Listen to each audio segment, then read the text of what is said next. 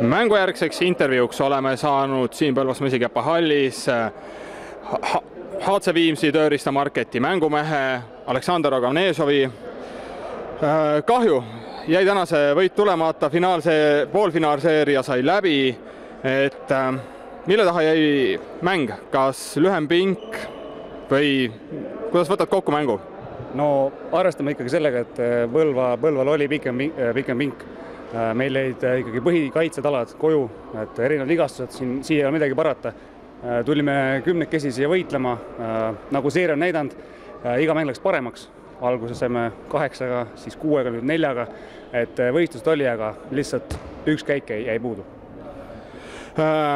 Olid täna ise hirmsas hoos samamoodi Robin Oorberg, et väravate põuda teil ei ole, aga lasite servitil visata küllaltki palju väravaid, et kas see siis jäigi nii-öelda selle taha, et kaitsepink oli kodus, jah?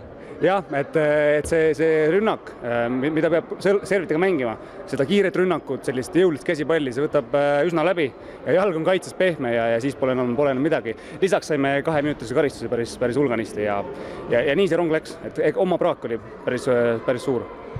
Kaks intrigeerivat küsimust ka intervjuu lõppu, et keda ootab siis kolmanda koha mängus vastaseks?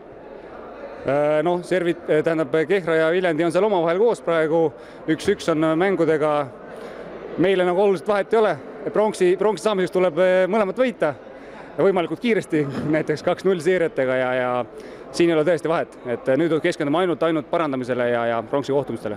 Hästi, ja kes oli vastasmeeskonna parim mängija täna? Ma arvan, et me jäime tublisti jätta väravaiga, et nii Deniss kui Eston tegutsesid väga hästi ja sinna need päris mitmed visked jäid.